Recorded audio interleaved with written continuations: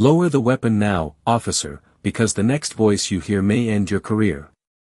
The rain fell hard across the empty Virginia highway, striking the roof of the black government sedan and turning the pavement into a mirror of red and blue light. Officer Bradley Kane stood 10 feet away with his service weapon aimed at the black man beside the vehicle. "On your knees," Bradley ordered. The man did not move. He was tall, broad-shouldered, and dressed in a dark overcoat over a charcoal suit. His silver hair was cut close, and his posture remained straight despite the rain soaking through the fabric at his shoulders. His name was Marcus Reed.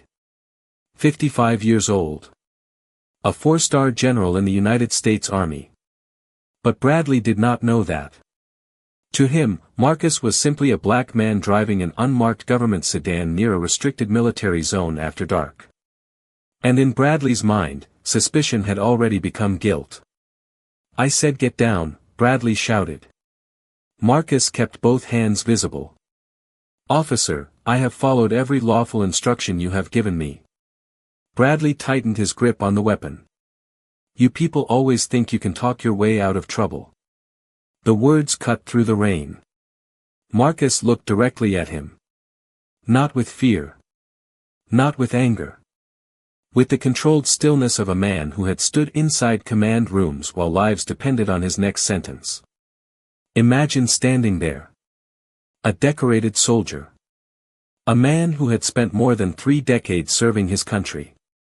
And yet, on a dark roadside, none of that mattered to the officer looking at his skin before looking at his identification.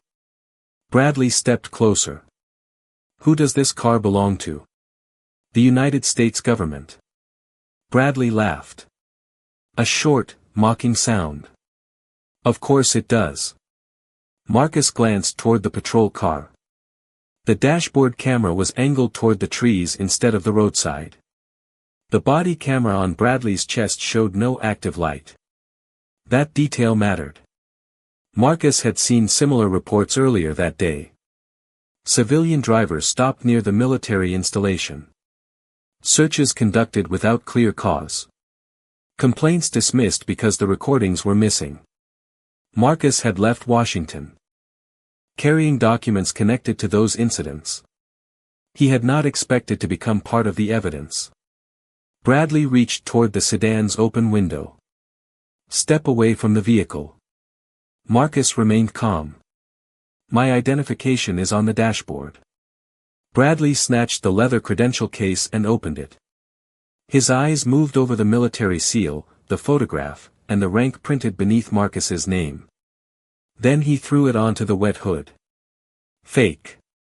For the first time, Marcus's expression changed. Only slightly. A tightening around the eyes. A colder silence. "You should examine it again," he said. "I do not take orders from you." Bradley moved behind him and forced one arm upward. The metal handcuff opened with a sharp click. Rainwater streamed down Marcus's face as his chest touched the car. A truck passed in the nearest lane, slowed for a moment, then continued into the darkness. No witness stopped. No one challenged the man holding the gun. Bradley leaned closer. "Men like you need to learn that a uniform does not make you important."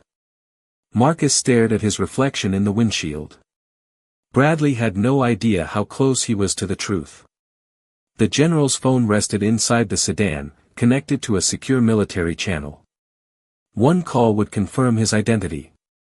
One code would reach a command center inside the Pentagon. Marcus turned his head slightly. "Allow me one phone call." Bradley smirked. "To your lawyer?" "No," Marcus's voice remained low and steady. "To the Pentagon." Bradley laughed again. But this time, the sound did not last. Because somewhere inside the patrol radio, a signal suddenly broke through the static. And a voice asked for Officer Bradley Kane by name.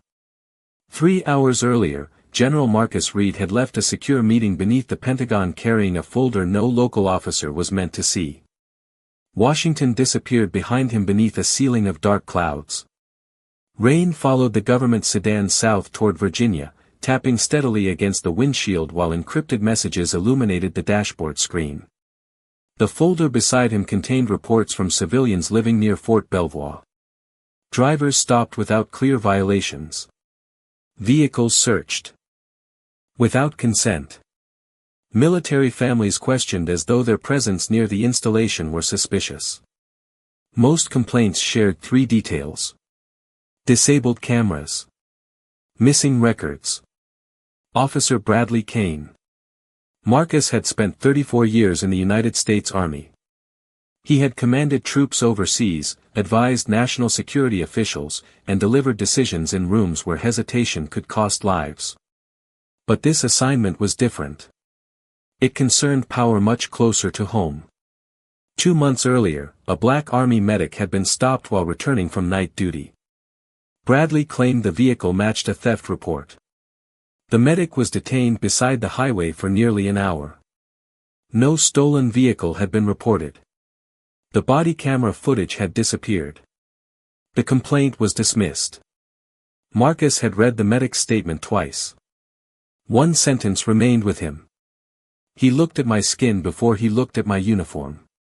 That was why Marcus had requested the briefing. Not to protect the Army's reputation. To protect the people its reputation was supposed to serve. His secure phone vibrated. Colonel Sarah Mitchell appeared on the encrypted display. "We confirmed 4 additional stops," she said. "Same officer, same missing footage." And his supervisor? Captain Douglas Mercer approved every report. Marcus looked toward the rain-darkened highway. "Notify the Inspector General, but make no local contact yet." "You think the department is involved?" "I think silence this consistent is rarely accidental." Sarah paused. "Your escort is waiting near the south checkpoint." Marcus checked the mirror. "No escort. Not tonight. General, if they know we are watching, they will clean the records before morning." He ended the call and continued alone. 30 minutes later, the traffic around him thinned. Trees pressed close to both sides of the highway, their branches bending beneath the storm. A patrol vehicle appeared in the distance.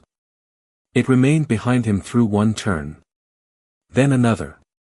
Marcus checked his speed. 2 miles below the limit. He signaled before changing lanes. The patrol car followed. No siren. No reason to stop him. Still, Marcus felt the familiar pressure of being watched by someone who had already decided what he represented. Then the lights ignited. Red and blue filled the rearview mirror. Marcus pulled onto the shoulder beneath a broken street lamp. He placed his military credentials on the dashboard, lowered the window halfway, and kept both hands on the wheel. The officer approached slowly, one hand near his weapon. When the flashlight revealed Bradley Kane's face, Marcus understood. He had spent the day studying a pattern of abuse. Now the pattern was walking directly toward his door. Bradley Kane reached the driver's window without offering a greeting. His flashlight swept across Marcus's face, then moved over the tailored suit, the government dashboard, and the leather credential case resting in plain view. License and registration. Marcus kept both hands on the steering wheel. "My military identification is on the dashboard, officer." Bradley looked at it but did not reach for it. "I asked for a driver's license." Marcus slowly removed the license from his wallet and handed it through the half-open window. Bradley studied the photograph longer than necessary. "Step out of the car." "For what reason?" Bradley leaned closer. "You were driving suspiciously near a restricted area." Marcus glanced toward the road behind them.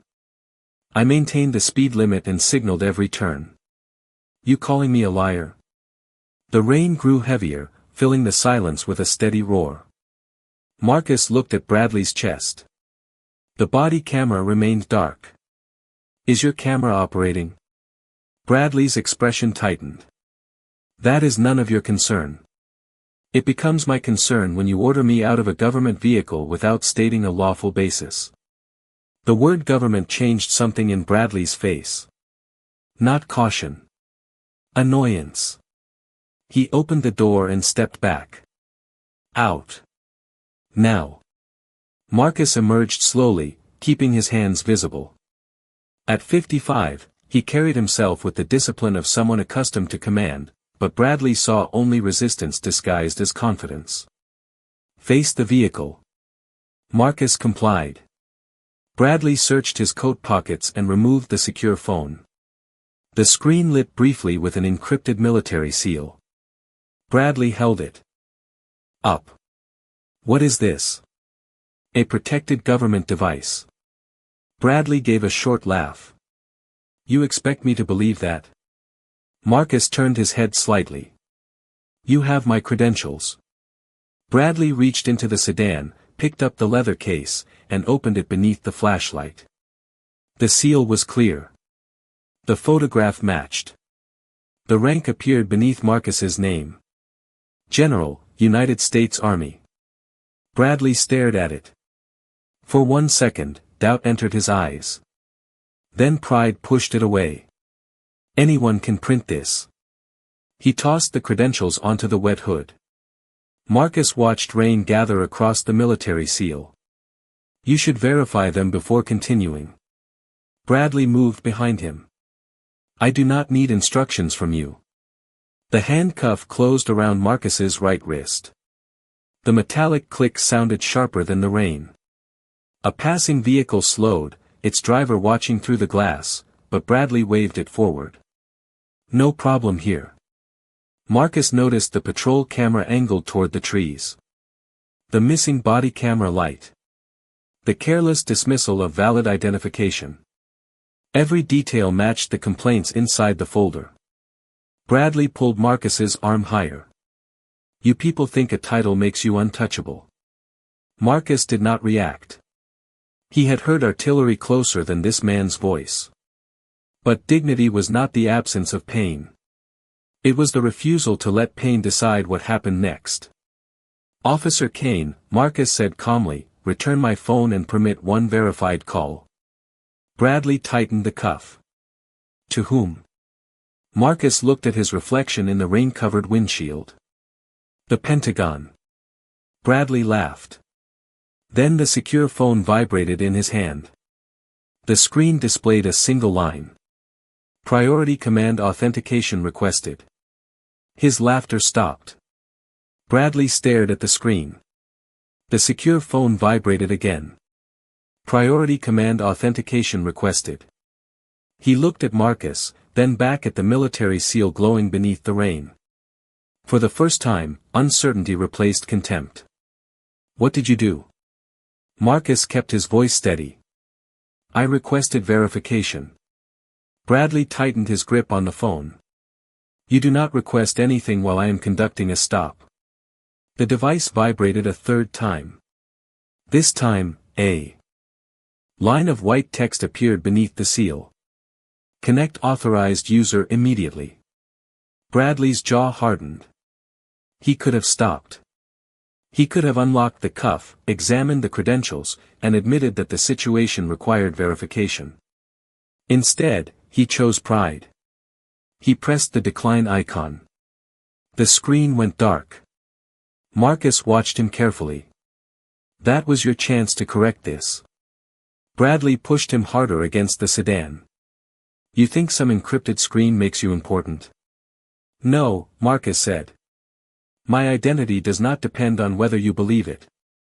The words angered Bradley more than shouting would have. He searched Marcus's coat again, then removed the folder from inside the vehicle.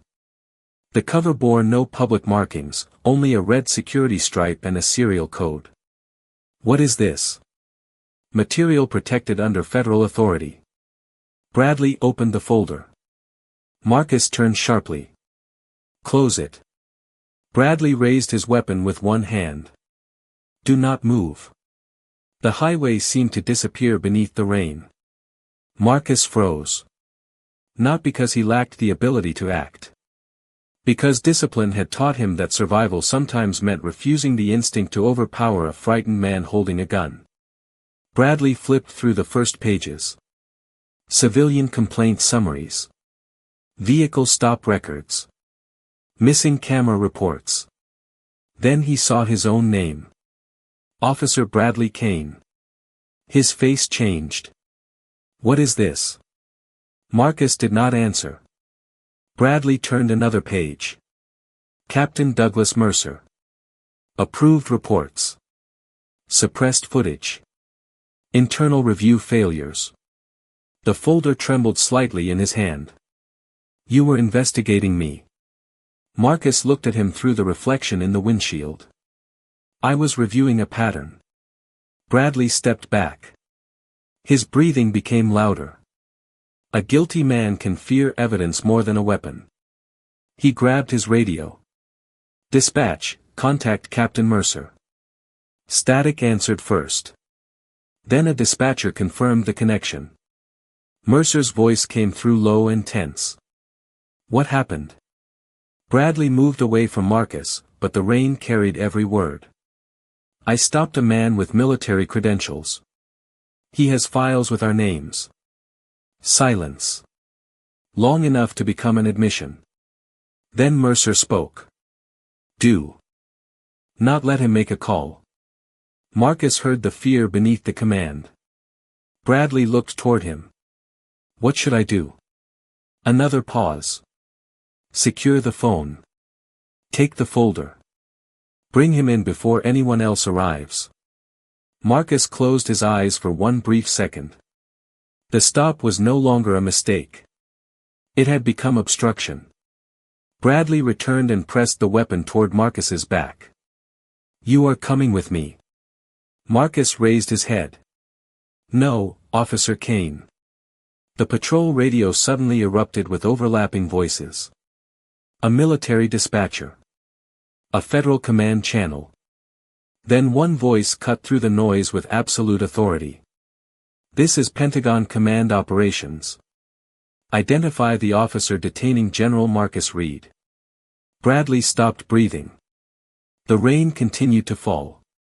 Marcus turned his head slightly. You wanted proof. He looked at the weapon, then at the dark body camera on Bradley's chest. Now the entire chain of command is listening. For several seconds, Bradley Kane did not move. The gun remained in his hand, but the certainty behind it had vanished. Identify yourself, the Pentagon voice repeated through the patrol radio. Bradley swallowed. This is Officer Bradley Kane, Fairfax County Police. Officer Kane, step away from General Reed and lower your weapon immediately. The command was calm. Unmistakable. It did not sound like a request. Bradley looked toward Marcus as if waiting for him to admit this was some elaborate deception. But Marcus stood against the sedan with one wrist cuffed, rain running from his silver hair, his expression steady and unreadable. Bradley lowered the weapon by inches. Then stopped. I need confirmation through my department. A second voice entered the channel. This is Colonel Sarah Mitchell, United States Army Inspector General Liaison. General Reed's identity and clearance are confirmed. Bradley's face drained of color. The secure phone vibrated again in his hand. This time, he answered. General Reed, Colonel Mitchell said, are you injured? Marcus kept his eyes on Bradley. I am restrained. The officer opened protected material and contacted Captain Douglas Mercer after discovering his name in the investigation. Silence followed. Not confusion. Calculation. Understood, Mitchell replied. Military police and federal agents are en route. Estimated arrival, 4 minutes. Bradley lowered the gun completely. This got out of control. Marcus turned slightly. No. You made choices. The word struck harder than anger would have. Bradley removed the handcuff key from his belt, but before he could step forward, Captain Mercer's voice broke through the department radio. Kane, do not release him. Bradley froze. Mercer sounded breathless now. You bring that folder to me. You understand? Marcus watched the conflict spread across Bradley's face. Fear of the Pentagon. Fear of his captain. Fear of the evidence lying open on the hood. For years, Bradley had followed Mercer because obedience protected him from consequences. Complaints disappeared. Cameras failed. Reports were rewritten. But protection only lasts while silence holds. The Pentagon channel remained open.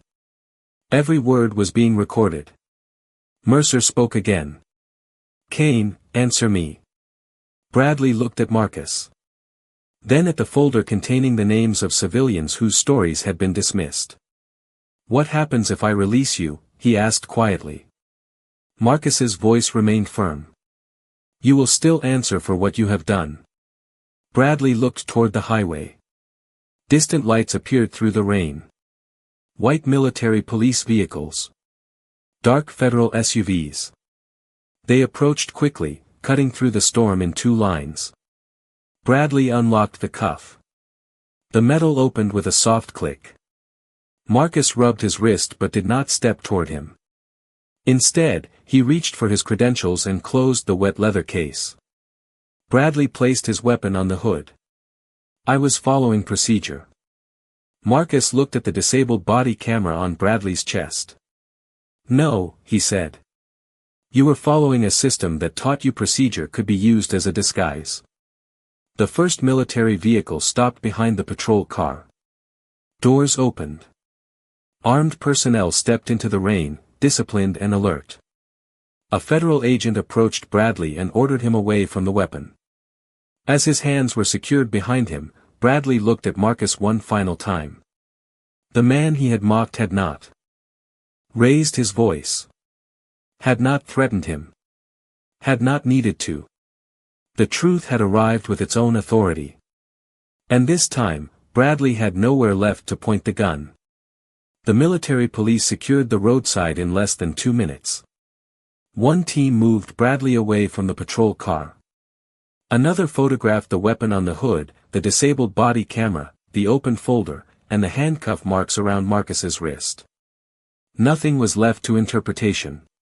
No report could erase what the scene revealed. Marcus stood beneath the open rear door of a military vehicle while a medic examined his arm. The skin was red where the cuff had tightened, but there was no serious injury. Colonel Sarah Mitchell arrived moments later. She stepped into the rain wearing a dark army overcoat, followed by 2 federal investigators and a military legal officer. Her eyes moved across the scene before settling on Marcus. "General. I am fine." She looked toward Bradley. "You were not the only person he contacted." Marcus understood immediately. Captain Douglas Mercer had attempted to delete dispatch records 6 minutes after the Pentagon transmission began. He had also ordered a clerk to remove 3 complaint files from the department archive. The requests had been intercepted. Federal agents were already moving toward headquarters with a search warrant and an emergency preservation order. Bradley heard the update from beside the federal SUV. His face changed.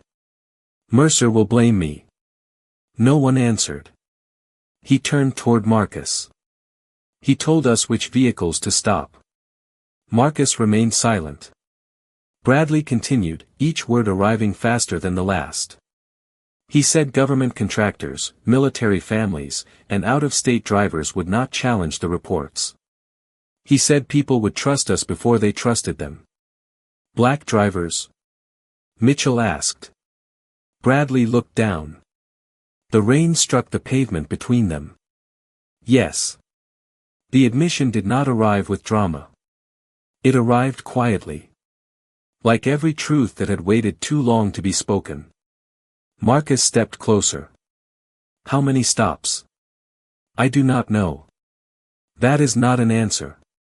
Bradley lifted his eyes. "More than 20. The federal investigator beside Mitchell activated a recorder. Bradley explained how Mercer selected vehicles through private messages, how cameras were disabled before certain shifts, and how complaints were redirected to supervisors already involved. The stop had begun as racial profiling. It had become evidence of conspiracy. Marcus looked toward the open folder on the hood. The reports inside had described frightened drivers, missing property, and officers who believed no one with authority would ever listen. Tonight, authority had listened. But Marcus knew that was not enough. A system should not require a 4-star general before it recognizes abuse. Officer Kane, the lead investigator, said, "You are being placed under federal detention pending formal charges." Bradley's shoulders lowered. The same hands that had held a gun now rested empty at his sides. Marcus watched as agents led him toward the vehicle. Bradley paused once. "I did not think you were really a general." Marcus held his gaze. "That was never the reason. You should have treated me with dignity." The vehicle door closed. In the distance, additional sirens moved toward police headquarters. The roadside confrontation was over. The investigation was only beginning. By dawn, federal agents were inside Fairfax County Police Headquarters. The building remained open, but nothing inside it moved normally. Officers arriving for morning shift found investigators at the entrances. Computer servers were isolated. Evidence rooms were sealed. Dispatch terminals were photographed before anyone touched them. Captain Douglas Mercer stood in his office holding a paper cup of coffee when the lead federal agent entered with a warrant. For 1 second, Mercer smiled. The expression belonged to a man who had spent years believing every problem could be managed through confidence. Then he saw Colonel Sarah Mitchell behind the agent. The smile disappeared. "You cannot search this department based on the word of one officer," Mercer said. Mitchell placed a recorder on his desk. "This is not based on one officer." Bradley Kane's roadside statement played through the speaker. Mercer's voice appeared next. "Do not let him make a call. Bring me the folder." The office became still. Mercer stared at the recorder as though the machine itself had betrayed him. But machines do not betray people.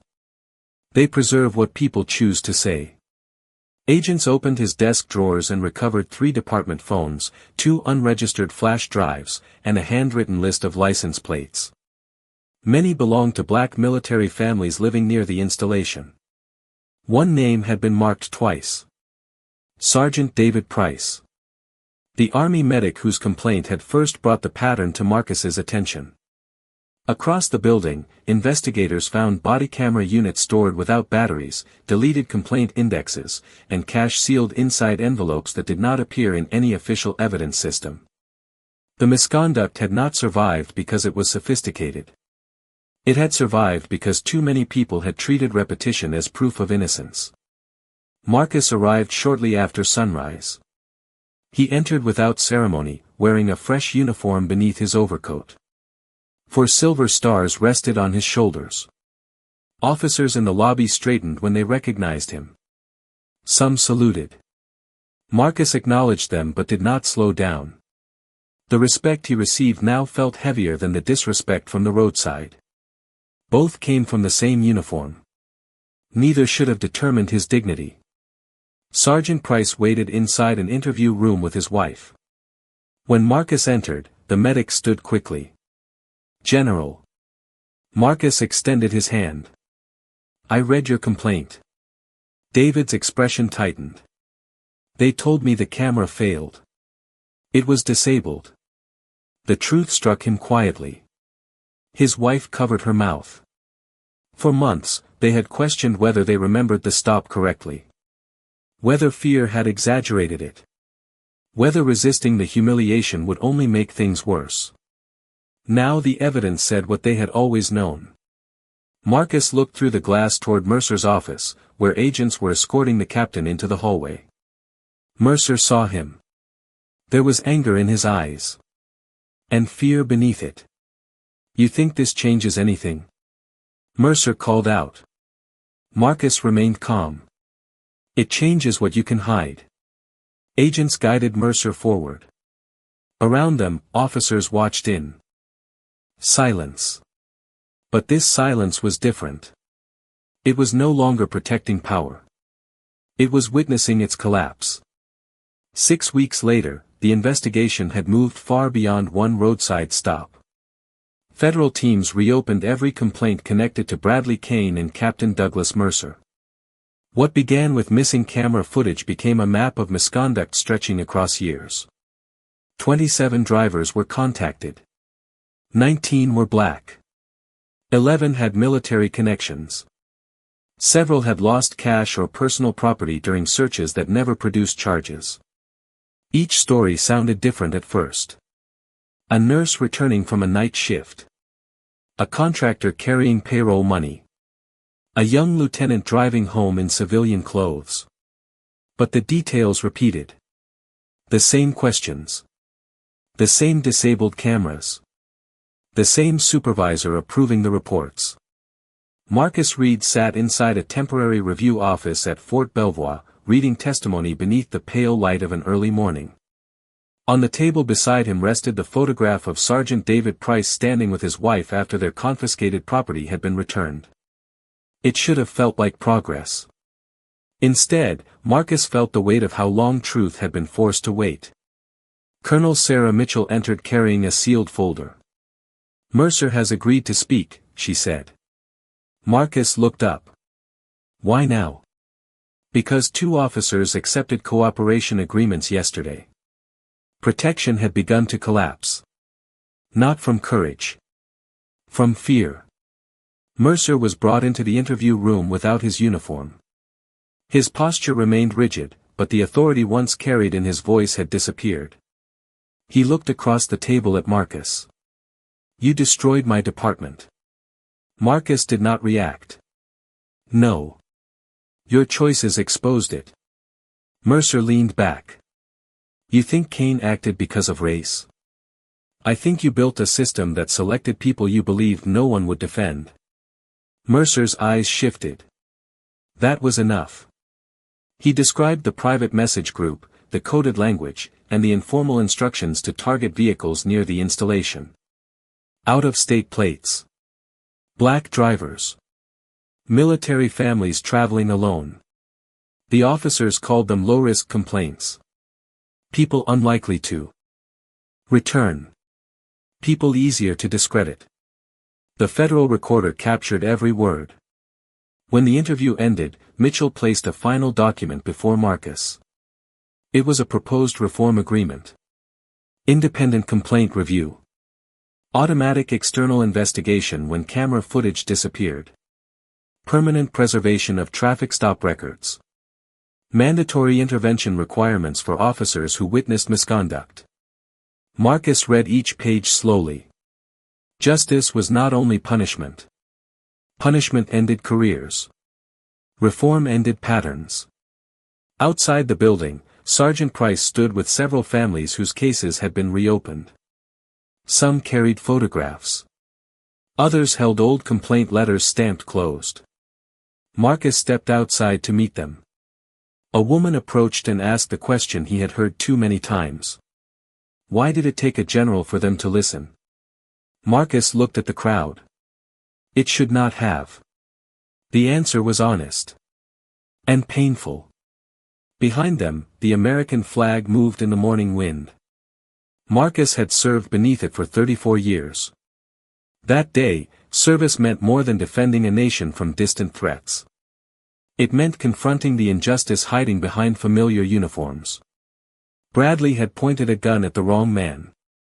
But Marcus knew the greater truth. There should never have been a right person to treat that way. 9 months later, the federal courtroom was filled with the people whose voices had once been dismissed. Bradley Kane stood before the judge in a plain gray suit. No uniform. No badge. No weapon. Captain Douglas Mercer sat at a separate table beside his attorneys, staring straight ahead as prosecutors reviewed the evidence against them. The investigation had uncovered 32 unlawful stops, falsified reports, missing property, and a coordinated effort to target black drivers and military families near the installation. Bradley had accepted a plea agreement. Mercer had not. But the recorded radio call, deleted messages, disabled cameras, and testimony from cooperating officers left little room for denial. General Marcus Reed sat in the front row beside Colonel Sarah Mitchell and Sergeant David Price. The red mark from the handcuff had disappeared months ago. The memory had not. Bradley was given an opportunity to speak before sentencing. He turned toward Marcus. "I thought you were lying about who you were," he said. Marcus held his gaze. Bradley swallowed. "But that does not excuse what I did." The courtroom remained silent. He admitted that he had judged drivers before asking questions. He admitted that he trusted Mercer's instructions because they protected him from complaints. He admitted that he had confused obedience with duty. Some victims listened. Others looked away. A confession did not erase the fear they had carried home. The judge sentenced Bradley for federal civil rights violations, unlawful detention, and conspiracy. His law enforcement certification was permanently revoked. Mercer received a longer sentence for directing the operation, suppressing complaints, and attempting to destroy evidence. When the gavel fell, no one celebrated. Justice did not sound like applause. It sounded like a long breath finally released. Outside, reporters gathered beneath a clear Virginia sky. Marcus stepped onto the courthouse stairs, surrounded by families whose cases had been reopened and property had been returned. A reporter called out, "General Reed, do you believe justice was served?" Marcus paused. "Justice is not proven because one powerful man was believed," he said. "It is proven when the powerless are heard before someone important stands beside them." Across the plaza, Bradley was escorted toward a federal vehicle. He looked back once. Marcus did not smile. Bradley losing his badge was not the victory. The victory was Sergeant Price standing beside his wife without questioning his own memory. It was the nurse receiving her savings. It was the new system that no longer allowed cameras to fail without investigation. Marcus looked toward the families behind him. That night, Bradley had pointed a gun at a black man and believed fear would establish control. He learned too late that rank was not what made Marcus worthy of dignity. Humanity had already done that. A weapon can command movement. A badge can demand obedience. But neither can defeat the truth once people refuse to remain silent.